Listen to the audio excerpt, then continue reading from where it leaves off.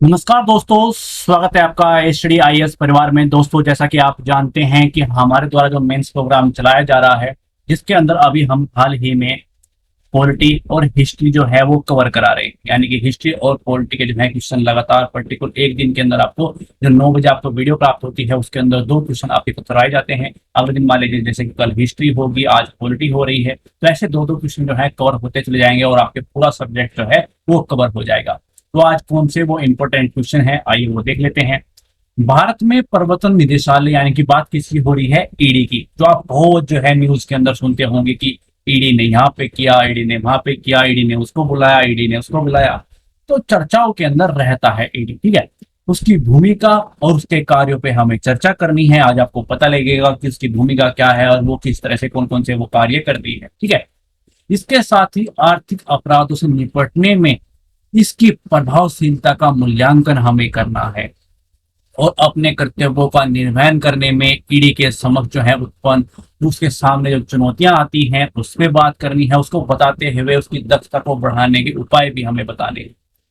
तो एक चीज के अंदर पार्टों के खंडों के अंदर जो है क्वेश्चन बट जाता है। पहले तो उसकी भूमिका के बारे में बात करनी है, उसके बारे में बता दे वो कौन कौन से कार्यों के अंदर इन्वॉल्व रहती है वो बताना है, और आर्थिक अपराधों से निपटने में उसकी प्रभावशीलता का मूल्यांकन हमें करना है, ठीक है।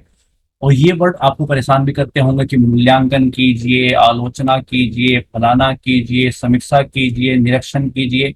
तो इसकी प्रॉपर क्लास आने वाली है, बिल्कुल टेंशन मत लीजिएगा। ये कितने मायने रखते हैं, कितने मायने नहीं रखते हैं, हमें क्या इनसे डरने की वाकई जरूरत है। मैं आपको अच्छे से हर चीज के ऊपर और कौन जिस वर्ड देखा जाए, मान लीजिए मूल्यांकन सामने है, चर्चा कीजिए सामने है, व्याख्या कीजिए है, आलोचना कीजिए है, आलोचनात्मक विवरण दीजिए, समालोचनात्मक दीजिए, कुछ भी जो है टिप्पणी कीजिए, विवरण कीजिए, निरीक्षण कीजिए, समीक्षा कीजिए, कुछ भी है वो वर्ड पर्टिकुलर वहां पे हमें क्या रिप्लाई करना है, कैसे हमें आंसर लिखना है, पर्टिकुलर ऐसा वर्ड कोई चमके, कौन सा वर्ड दिख रहा है, उसके बारे में हमें क्या बताना है, वो सब के प्रॉपर एक क्लास के अंदर मैं आपको बताने वाला हूँ, ठीक है। उसकी टेंशन बिल्कुल मत लीजिएगा। इसके अंदर क्या है, इसका क्या करना है, इसकी कर्तव्यों का निर्वहन करने की ईडी के समक्ष कौन कौन सी चुनौतियां आती हैं इस पे बात करेंगे, और फिर उसके उपाय बात करेंगे कि इसकी दक्षता को हम कैसे बढ़ा सकते हैं, ठीक है। अगला क्वेश्चन क्या है कि भारत में स्वतंत्र और निष्पक्ष चुनाव सुनिश्चित कराने में भारत निर्वाचन आयोग की भूमिका और महत्व पर हमें चर्चा करना है। तो ये भी बेहतरीन क्वेश्चन है, ठीक है। इलेक्शन कमीशन के ऊपर क्वेश्चन आया है, उसकी भूमिका पर बात करनी है, उसके महत्व पर हमें बात करनी है। तो आइए शुरुआत करते हैं पहले क्वेश्चन से। जैसे कि मैंने आपको बता दिया कि पहला क्वेश्चन जो है ईडी से संबंधित है। भारत के प्रवर्तन निदेशालय ईडी से संबंधित है। इसकी भूमिका के ऊपर बात करनी है, कौन कौन से इसके कार्य हैं इस चीज के ऊपर बात करनी है, और आर्थिक अपराधों से निपटने में इसकी प्रभावशीलता का हमें मूल्यांकन करना है। इनके कर्तव्यों का निर्वहन करने में हमारे सामने इसके सामने कौन कौन सी चुनौतियां आती हैं और इसकी दक्षता को बढ़ाने में हम कौन कौन से उपाय जो है वो सुझा सकते हैं, ये हमें बात रखनी है, ठीक है। टेंशन नहीं लेना, फिक्र मत करना, हम हैं साथ में, और हम आप मिलके जो है आपके और आपकी सफलता के बीच की जो दूरी है उसको कम करते चले जाएंगे, कम करते चले जाएंगे, और एक दिन आपको वो सफलता हासिल हो जाएगी। लगातार मेहनत करनी है, हम आपको लगातार वो सब चीजें देते रहेंगे जिससे कि आपके बीच की जो दूरी है वो कम होती चली जाए, आपकी तैयारी उस लेवल की हो जाए कि आप जो है मेंस अच्छे से क्रैक कर जाओ और आपका आईएएस के अंदर, पीसीएस के अंदर सिलेक्शन हो जाए। तो आइए अब आगे बढ़ते हैं, देखते हैं कि उसकी पृष्ठभूमि हम कैसे लिख सकते हैं। देखिए, प्रवर्तन निदेशालय यानी बात किसकी हो रही है? ईडी की हो रही है। ये कानून प्रवर्तन एजेंसी है। यह राजस्व विभाग और वित्त मंत्रालय के तहत कार्य करता है, ठीक है। यह जो है वित्तीय अपराधों और मनी लॉन्ड्रिंग से निपटने के लिए आर्थिक कानून और नियमों को लागू करने हेतु जिम्मेदार है। यानी इसकी जिम्मेदारी क्या क्या है ये भी हमने क्या प्रश्न के अंदर ऐड कर लिया। ईडी की प्राथमिक भूमिका विदेशी मुद्रा के जो है उल्लंघन, मनी लॉन्ड्रिंग और आर्थिक धोखाधड़ी से संबंधित अपराधों की जांच करता है। तो ये किस तरह के कार्यों के अंदर इन्वॉल्व रहता है ये पता चल गया, किसके अंडर में है, किसके साथ मिलकर कार्य करता है ये पता चल गया। तो ये क्या है, एजेंसी भी पता चल गई। तो पृष्ठभूमि के अंदर हमने इसके बारे में बता दिया है। अब आगे बढ़ते हैं, अब देखते हैं कि इसके कार्य कौन कौन से हैं। लाइनर सिस्टम में देखेंगे, कोई इस तरह जो चीज जैसे लिखी जा सकती है उसको वैसे लिखना चाहिए। यहाँ पर हम लाइन टू लाइन से कार्य बता सकते हैं तो बता देंगे, ठीक है। बात करते हैं इसे कार्य क्या क्या है। विदेशी मुद्रा प्रबंधन अधिनियम 1999 का प्रवर्तन है। धन शोधन निवारण अधिनियम 2000 का प्रवर्तन। मनी लॉन्ड्रिंग, काला धन, हवाला, विदेशी मुद्रा उल्लंघन जैसे आर्थिक अपराधों की ये जांच करता है, आर्थिक अपराधों पर कार्रवाई करता है, संपत्ति की वसूली करता है। वसूली करने ऐसा मत समझ लेगा कि किसी की भी वसूली कर देगा। भ्रष्टाचार, गलत तरीके से कमाए हुए पैसे की वसूली करता है, ठीक है। ये ध्यान रखना। कभी सर ने तो बताया था कि संपत्ति की वसूली करता है, हो सकता है हमारे घर से उठा ले। नहीं, आपका पैसा सुरक्षित है, टेंशन मत लीजिएगा। यदि आपने भ्रष्टाचार तरीके से नहीं कमाया है तो ठीक है, नहीं तो आप पर तो कार्रवाई हो सकती है। ये संपत्ति वो करता है जो भ्रष्टाचार गलत तरीके से पैसा कमाया हुआ है उसको वो वसूल कर सकता है, ठीक है। आर्थिक अपराध संबंधी मामलों पर अंतर्राष्ट्रीय सहयोग करना, तो ये क्या है, ये इसके कार्य है। अब जैसे कि मैं तो बता रहा हूं, बार बार बताता हूं कि जितने भी खंड हैं पर्टिकुलर क्वेश्चन के, वो सभी कवर करने इंपॉर्टेंट हैं। एक भी खंड नहीं छोड़ना है, एक भी पार्ट नहीं छोड़ना है। मान लीजिए एक क्वेश्चन के अंदर 3 बातें पूछी गई हैं, तो वो तीनों ही हमें बतानी है। और ध्यान रखना है अनुपात का भी ध्यान रखना है। ये नहीं है कि एक के ऊपर हमने 200 वर्ड खत्म कर दिए और 250 में पूछा गया था, 25-25 वर्ड जो है दोनों निपटा दिए एक लाइन लिख के। हर चीज इंपॉर्टेंट होती है। एक अच्छे क्वेश्चन आंसर की जब आप बात करते हैं तो मैं पर्टिकुलर चीज पर क्लास लूंगा। देखिए, थोड़ी सी पेशेंस रखिए चीजों के बारे में। इतना सब कुछ आ रहा है ना, आपका कुछ नहीं छूटने वाला है। अच्छा आंसर हो, कुछ हल्ले वर्ड हो, प्रॉब्लम्स हो, कुछ नहीं बचने वाला है। मेन से संबंधित, चाहे वो subject, proper subject, answer writing से हट के जो प्रॉपर सब्जेक्ट होते हैं, मीन्स को कैसे पढ़ाया जाए, हिस्ट्री को कैसा पढ़ाया जाए, पॉलिटी को, ज्योग्राफी को, वो सब यहाँ पर होने वाला है। तो फिक्र करने की कोई जरूरत नहीं है, फ्री में सब। बस आप लोग, हमारी रिक्वेस्ट है आप लोगों से कि भाई हाथ जोड़ के रिक्वेस्ट है, प्लीज हमारी वीडियोज को उन ग्रुप तक, उन लोगों तक पहुंचा दीजिए ताकि उन लोगों की हेल्प हो सके जिनको इनकी सख्त जरूरत है।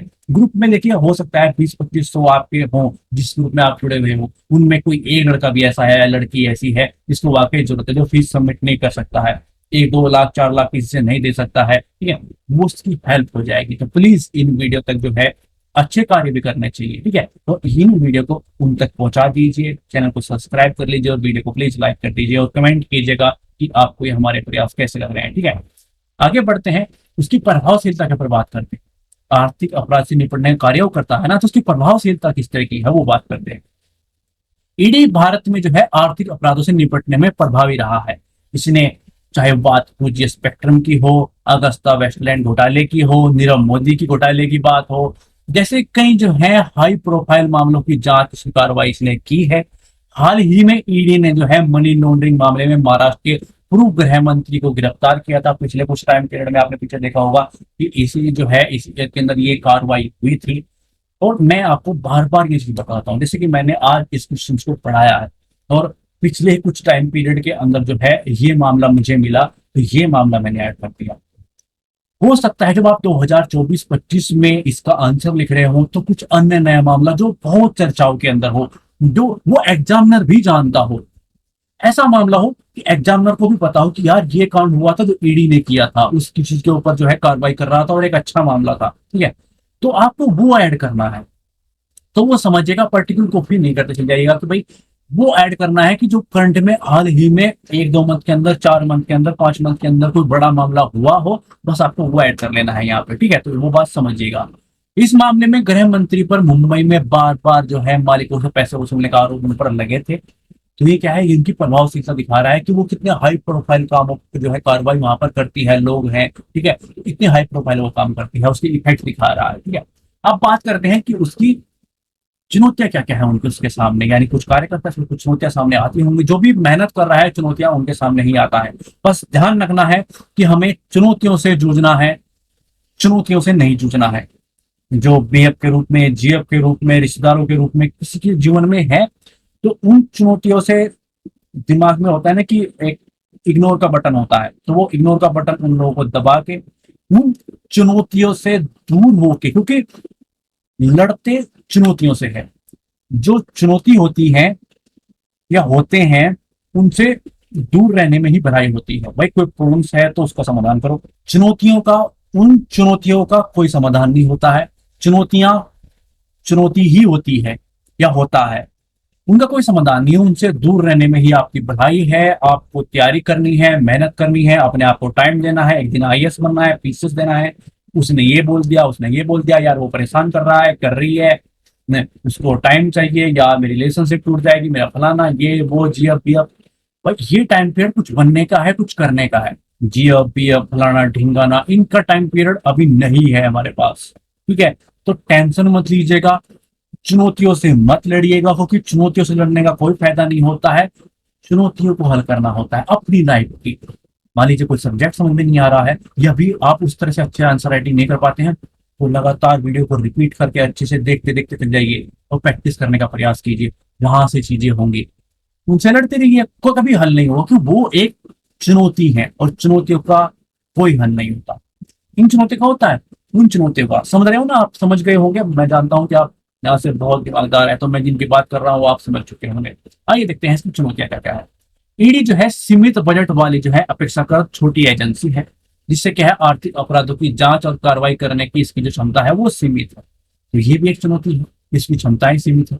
ईडी की अक्सर जो है अन्य कानून प्रवर्तन एजेंसी जैसे कि पुलिस है, केंद्रीय अन्वेषण ब्यूरो है, यानी कि सीबीआई की बात हो रही है, और सीबीआई के ऊपर भी हमने क्वेश्चन को पढ़ाया है प्रॉपर। ठीक है, तो वो भी देख लीजिएगा। सारी एजेंसियां यहाँ पर कवर हो रही है, ये भी तो देखिए, ईडी कवर करा दी, सीबीआई कवर करा दी जो है, तो बहुत सब चीजें यहाँ पर कवर होंगी। ठीक है, कठिनाइयों का सामना करना पड़ रहा है। कैसे करना पड़ता है, क्योंकि ये क्या है, सहयोग नहीं करते हैं आपस में, तो उनको एक दूसरे के खिलाफ जो है कार्रवाई में प्रॉब्लम्स होती हैं, मुश्किलात होती हैं, परमिशन नहीं मिलती है, सहयोग नहीं करते हैं, जो आपस में इनके पास डाटा होता है उनको इतनी आसानी से शेयर नहीं करते हैं। बहुत सारी प्रॉब्लम्स जो है अंदर एजेंसियों के अंदर चलती है, वो भी एक चुनौती है। आर्थिक अपराध पर मामले में अक्सर जो है जटिलताएं होती है, जिनकी जांच जो है समय लगता है, ये भी एक चुनौती है। ईडी पर जो है अतीत में राजनीतिक हस्तक्षेप के आरोप लगते रहे हैं।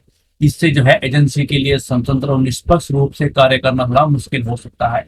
तो ये क्या है, इस तरह से आप चुनौतियां गिना सकते हैं किसी भी एजेंसी की, कि भाई इन्हें ये चुनौतियां इसके एजेंसी के रूप में हैं, इसके सामने ये आती हैं। आगे बात करते हैं। ठीक है, और कुछ अन्य चुनौतियां और देख लेते हैं। ईडी की जो है तो आपराधिक मुकदमा चलाने के लिए कानून बाधाओं का सामना करना पड़ता है, खासकर उन लोगों पर जो भारत से बाहर रहते हैं, जिनके पास जो है कई नागरिकता होती है। कई हमारे यहाँ पर दोनों नागरिकता नहीं है, मगर बाहर हो सकती है। यहाँ से चले गए वहां पे जो है कार्रवाई करके, मतलब उनकी कई नागरिकताएं हैं, तो उनकी प्रॉब्लम्स क्रिएट होती है। ठीक है, पहले की बात करें तो उनके प्रावधान जो है अपराधियों की जांच से बचाने में सहायक होते हैं। ठीक है, तो समझ गए होंगे आप। ईडी को जो है अक्सर अपनी जांच में जो है विदेशी न्यायालयों में सहायता प्राप्त करनी होती है, उनको उसकी सहायता की जरूरत होती है। मगर चुनौती कहाँ पर खड़ी हो जाती है, क्योंकि क्या होता है कि देशों के जो सख्त गोपनीयता कानून होते हैं, कि भाई हम अपनी बैंक की, हम अपनी डिटेल की, इन चीजों की जानकारी नहीं दे सकते हैं। उसकी किसकी हेल्प लेनी पड़ती है, न्यायालय की हेल्प लेनी पड़ती है, जो इतना आसान नहीं होता है। उनके खातों की, उनकी लेनदारी की, उनके बारे में जानकारी प्राप्त करना थोड़ा कठिन हो जाता है। तो वो उसमें सुधार होना। देखिए, अब मैंने आपको प्रॉब्लम्स बता दी, मैंने आपको चुनौतियां बता दी, आप समाधान किसका करेंगे? उन्हीं चुनौतियों का।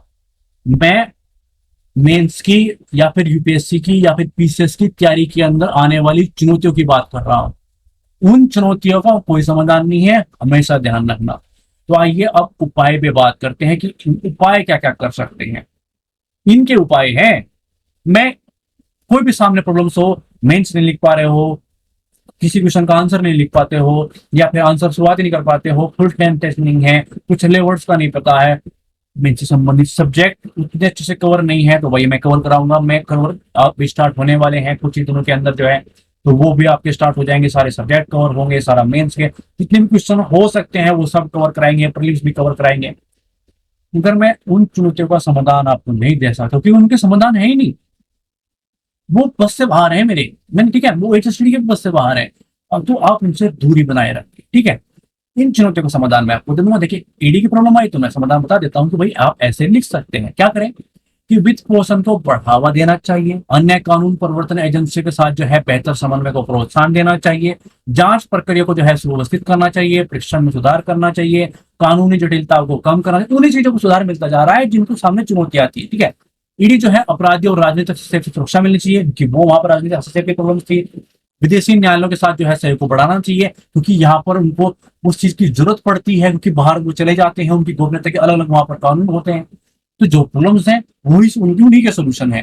तो बहुत आसान है चीजें। आगे बढ़ते हैं, अब बात करते हैं निष्कर्ष पर। देखिए, ईडी जो है एक महत्वपूर्ण कानून प्रवर्तन एजेंसी है, जो आर्थिक अपराधों का मुकाबला करने में महत्वपूर्ण भूमिका निभाती है। यह कई चुनौतियों के बावजूद जो है ईडी ने भारत में आर्थिक अपराधों से निपटने में महत्वपूर्ण प्रगति की है। इस एजेंसी ने जो है कई हाई प्रोफाइल मामलों की जांच कर कार्रवाई की है, जिससे आर्थिक अपराधियों से काफी राशि जो है बरामद हुई है। ईडी को जो है और भी मजबूत करने में, भारतीय अर्थव्यवस्थाओं को जो है अपराधियों से बचाने में और भी अधिक प्रभावित हो सकता है। ये चीज है, अन्य और भी अधिक प्रभावित हो सकती है। ठीक है, तो ऐसे आप चीजों की शुरुआत कर सकते हैं और ऐसे आप निष्कर्ष ले सकते हैं। बीच में पूछा गया है, आप ऐसे बता सकते हैं। आगे बढ़ते हैं अगले क्वेश्चन की ओर।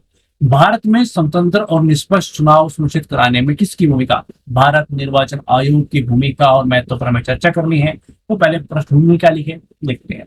निर्वाचन आयोग जो है देश में स्वतंत्र और निष्पक्ष चुनाव सुनिश्चित कराने में भारत के संविधान द्वारा स्थापित एक अस्थायी और स्वतंत्र निकाय है।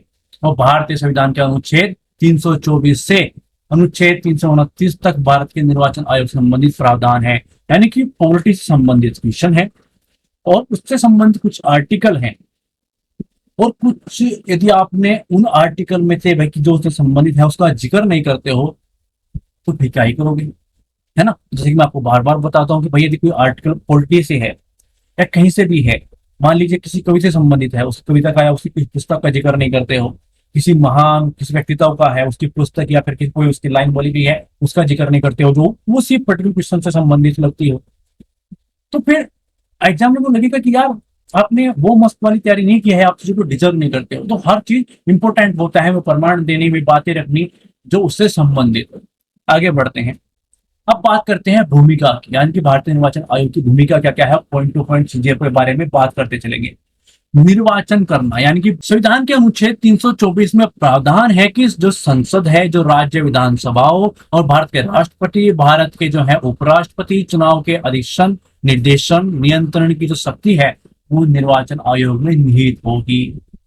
तो उसके बारे में, चीजों के बारे में बता दिया। समान प्रतिस्पर्धा सुनिश्चित करना किसके काम है? निर्वाचन आयोग का कैसे करता है कि भाई जो इलेक्शन कमीशन है वो यह सुनिश्चित करता है कि निर्वाचन के दौरान सभी राजनीतिक दल जितने भी हैं, उनके जो उम्मीदवार हैं उनको समान अवसर उपलब्ध हो, कोई भेदभाव ना हो, समानता हो अंदर। ठीक है, ऐसी ही वो क्या करता है, किस चीज के लिए क्या करता है?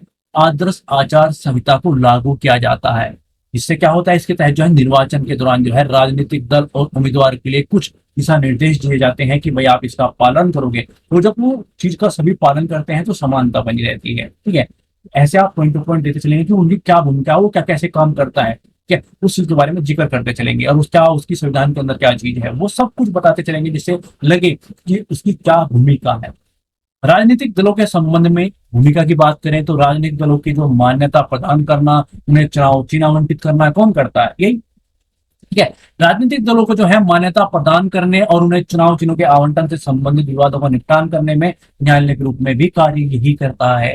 तो क्या क्या भूमिका है वो पॉइंट टू पॉइंट आप बताते चल रहे हैं कि राजनीतिक दलों के संबंध में ये भूमिका है, समानता बनी रहे उसके बारे में ये करता है, और निर्वाचन आयोग के बारे में संविधान में क्या है वो ये है। तो पर्टिकुलर हर चीज आप बताते चलेंगे, उसके फैक्ट, उसके कंसेप्ट, उसके बारे में हर चीज बताते चलेंगे तो बंदे को लगेगा एग्जाम को भाई इसके पास इन्हें अच्छे से पढ़ाई की है। आगे बात करते हैं कि मतदाता शिक्षा प्रदान करना, यानी कि इलेक्शन कमीशन जो है मतदाता को उनके अधिकारों, उनकी जिम्मेदारियों के बारे में जागरूक करने हेतु जो है मतदाता शिक्षा कार्यक्रम आयोजित करता है। उनके बारे में हर चीज को बताता है कि भाई ये है, ऐसे ऐसे है, ऐसे ऐसे है, ये करना है, ये करना है। ठीक है, उन्हें मतदान के महत्व बताता है, मतदान करने के तरीके बताता है, उसके बारे में उसको शिक्षित करता है जिससे कोई प्रॉब्लम क्रिएट ना हो और वो अपना जो अधिकार है वो पूरा पूर्ण फील हो, अपनी अधिकार मिला है, यदि उसके बारे में जागरूकता ही ना हो तो फिर क्या अधिकार मिला है। ठीक है, कैसे क्या कार्य करना है, उसका महत्व क्या है, आप कैसे कर सकते हैं, उसके बारे में शिक्षित होना बहुत जरूरी है। ठीक है, तो निर्वाचन में होने वाले खर्च की निगरानी करना यह भी तो एक समानता का अधिकार है। इलेक्शन कमीशन जो है सुनिश्चित करता है कि निर्वाचन के दौरान राजनीतिक जो दल है उम्मीदवार के खर्च की निगरानी की जाती है, इनका खर्च कानून द्वारा निर्धारित सीमा से अधिक न हो। मान लीजिए निर्धारित कर दिया कि 20 लाख खर्च होगा, अब आपके पास 25-30 लाख तो है मगर उससे ज्यादा नहीं है, मगर एक पार्टी है जिसके पास उससे ज्यादा है, एक बंदे ने 1 करोड़ कर दिया, 2 करोड़ कर दिए और एक ने बेचारा 20 लाख तक ही अटका हुआ है, तो क्या होगा? असमानता आ जाएगी। उसके खिलाफ क्या है कि भाई वो पैसे के बलबूते पे बन सकता है, तो ये चीज सामने आ सकती है। तो उसको कौन हैंडल करता है? Election commission. ठीक है, आगे बढ़ते हैं, जो हमारा निर्वाचन है वो करता है। निर्वाचन से संबंधित भ्रष्टाचार को रोकने की बात करें तो निर्वाचन आयोग जो है, निर्वाचन आयोग क्या करता है? निर्वाचन आयोग जो है बूथ कैप्चरिंग, फर्जी मतदान, मतदाताओं को डराने धमकाने जैसे जो क्रियाकलाप होते हैं उनके खिलाफ जो है सख्त कार्रवाई भी करता है। इसी को रोकने के लिए कौन करता है? वो ये देखता है कि ऐसा कुछ ना हो, इलेक्शन जो है समानता के आधार पर जो है उनको अपने जो अधिकार है उसको वो अपना यूज कर सके। ऐसा ना हो कि फर्जी काम हो जाए, यह डरा धमका के वोट हो जाए। जो इनकी जो गैर कानूनी चीजें हैं, यानी कि जो गैर कानूनी चीजें हैं, वो ऐसी कोई गतिविधि ना हो, तो उस चीज के ऊपर वो ध्यान रखता है। आगे बात करते हैं, अब बात करते हैं महत्व पर। तो स्वतंत्र और निष्पक्ष चुनाव सुनिश्चित कराना उसका कार्य है। इलेक्शन कमीशन क्या करता है, जो निर्वाचन आयोग है, कि प्राथमिक जिम्मेदारी यह सुनिश्चित करना है कि चुनाव स्वतंत्र और निष्पक्ष हो। चुनावी जो प्रक्रिया है वो विश्वसनीयता बनाए रखने के साथ जो है जनादेश का सम्मान सुनिश्चित करने हेतु एक महत्वपूर्ण निकाय होता है। ऐसा ना हो कि लोकतंत्र से इससे भरोसा ही उठ जाए कि क्या होता है चुनाव, ये तो पैसे वाले लोग आते हैं या फिर जो पावर रखते हैं उस तरह गुंडागर्दी वाले लोग आते हैं, कैप्चर करते हैं बूथ को और वो जिसको बनाना है बनाने, तो वो तो विश्वास उठ जाता है, जो है इलेक्शन से विश्वास उठ जाएगा। तो कोई ऐसा फोन नहीं होने देता। कौन करता है ये सबसे? हर चीज को मैनेज करना पड़ता है, ठीक है। लोकतंत्र की रक्षा करना वो कैसे करता है? जो कमीशन है वो भारत में लोकतांत्रिक व्यवस्था को बनाए रखने में महत्वपूर्ण भूमिका निभाता है। इस तरीके की चुनाव स्वतंत्र निष्पक्ष सुनिश्चित करने में माध्यम से यह देश में लोकतांत्रिक मूल्य बनाए रखने में मदद करता है। भाई लोकतंत्र कैसे बना रहेगा? जिस पर विश्वास रहेगा, मानेंगे उसको, अपनाएंगे उसको, तो वो कौन करता है?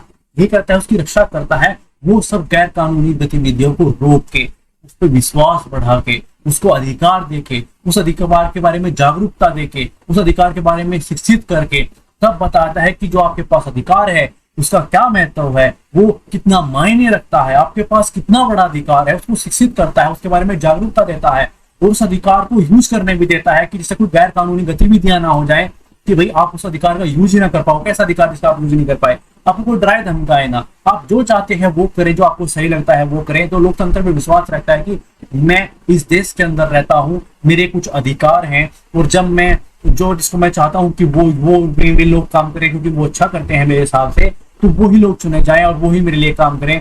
ये चुनने का अधिकार जो आप लोगों को दिया गया है, जो सरकार को चुनने का अधिकार आप लोगों को दिया गया है, उसकी रक्षा कौन करता है? उस अधिकार की रक्षा है कौन करता है? निर्वाचन आयोग करता है, ठीक है। शांतिपूर्ण चुनाव सुनिश्चित करना, यानी कि जो इलेक्शन कमीशन है वो चुनावी भ्रष्टाचार को रोकने, समान प्रतिस्पर्धा बनाए रखने के कारण जो है चुनाव के दौरान शांति बनाए रखने में मदद मिलती है। यह हिंसा को रोकने के साथ जो है कानून व्यवस्था बनाए रखने में महत्वपूर्ण है, ठीक है। वो सब चीजें को रोकने कौन करता है? भाई जो पुलिस चाहिए, बल चाहिए, उस सब को वो दिखता है कि मुझे ये सब चीजें चाहिए क्योंकि मुझे इस चीज को व्यवस्थित करना है। आगे बढ़ते हैं। मतदान की भागीदारी को बढ़ावा देना, यानी इलेक्शन कमीशन जो है मतदाता शिक्षा कार्यक्रम है, चुनावी प्रक्रिया में लोगों को भागीदारी को प्रोत्साहन देता है कि आइए ये आपका अधिकार है और इसका यूज कीजिए क्योंकि इसका ये महत्व है, ठीक है। इससे मतदान प्रतिशत बढ़ाने में मदद मिलती है और यह सुनिश्चित होता है कि लोगों की जो समस्या है उनको सुना जा सके। तो वो चीज होती है, वो हमने पॉइंट दे दिए हैं। अब बात करते हैं निष्कर्ष पर। भारत में निर्वाचन आयोग ने भारत में स्वतंत्र और निष्पक्ष चुनाव सुनिश्चित कराने में महत्वपूर्ण भूमिका निभाई है। समान अवसर बनाए रखने, चुनावी भ्रष्टाचारों पर अंकुश लगाने, मतदाता शिक्षा को बढ़ावा देने और इसके प्रयासों में लोकतांत्रिक व्यवस्था तक चुनाव के दौरान जो है शांति बनाए रखने में सहायता की है। भारतीय लोकतांत्रिक व्यवस्था में यह आवश्यक है कि भारत निर्वाचन आयोग भविष्य में स्वतंत्र और जो है निष्पक्ष रूप से कार्य करता रहे। तो ऐसे आप इस चीज का निष्कर्ष लिख सकते हैं। तो पर्टिकुलर हम हर टॉपिक कवर करा रहे हैं। निर्वाचन आयोग से संबंधित भी जितने भी क्वेश्चन, एक क्वेश्चन कवर हुआ है और एक क्वेश्चन के बाद जितने भी क्वेश्चन बन सकते हैं वो सब हम कवर कराएंगे। ऐसा मत सोचेगा कि कोई पर्टिकुलर कोई टॉपिक है, जैसे कि निर्वाचन आयोग ही हमें आज लिया है तो ऐसा नहीं है कि निर्वाचन आयोग खत्म हो गया है, नहीं, ऐसे खत्म थोड़ी होता है। इतना बड़ा टॉपिक खत्म हो जाएगा? बहुत सारे पहलू हैं, बहुत सारे पहलू हैं, बहुत सारे टाइप होते हैं क्वेश्चंस के, तो वो हर क्वेश्चन हर टाइप हम कवर कराएंगे उसके प्रश्नों में, उसके कौन से। देखिए मैं कहता हूँ कि पॉइंट्स बहुत इंपॉर्टेंट होते हैं आप लोगों के लिए, तो सब चीज यहाँ पर कवर होने वाली है। प्रॉपर सब्जेक्ट कवर होंगे, मेंस के सभी सब्जेक्ट, GS 1 से लेके GS 4 तक सभी सब्जेक्ट हम कवर कराएंगे आप लोगों के यहीं पर। तो प्लीज चैनल को सब्सक्राइब कर लीजिए, वीडियो को लाइक कर दीजिए, प्लीज उन लोगों तक पहुंचा दीजिए इस वीडियो को जिसकी जरूरत है, जो 1 लाख 2 लाख 4 लाख खर्चा नहीं कर सकता है, गरीब है या फिर उसको वो सब चीजें नहीं मिल पा रही हैं जो उसको चाहिए। तो देखिए हेल्प होती है, जरूरी नहीं है कि हर इंसान की हेल्प पैसे से की जाए या कपड़ों से की जाए। देखिए हम कर रहे हैं तो प्लीज आप भी कर दीजिए, हमारी भी हेल्प कर दीजिए और उन लोगों की भी हेल्प कर दीजिए। उन लोग ग्रुप में हो आप किसी में, या कुछ पर्टिकुलर किसी लोगों तक फैलेंगी चीजें तो उन लोगों तक पहुंच जाएंगी जिनको जरूरत है, जो किस तरह की फीस नहीं दे सकते, जो कहीं गाँव में कहीं छोटे कस्बे में बैठे हैं और इंतजार कर रहे हैं कि कोई उनके लिए कुछ करेगा, वो नहीं दे सकते फीस। तो प्लीज उन तक ये वीडियो पहुंचा दीजिए जिससे उनकी हेल्प कर पाए, क्योंकि हम प्रॉपर हर सब्जेक्ट कवर कराने वाले हैं। पूरे मेंस राइट जो आंसर राइटिंग इतने क्वेश्चन हो सकते हैं किसी सब्जेक्ट से संबंधित, किसी टॉपिक से कुछ कवर कराने वाले हैं। तो प्लीज इन वीडियो को उन लोगों तक पहुंचा दीजिए, नाम से आपसे रिक्वेस्ट करते हैं बार बार। और हमारा यह प्रयास आपको कैसा लग रहा है प्लीज कमेंट कीजिएगा। Thanks for watching. धन्यवाद।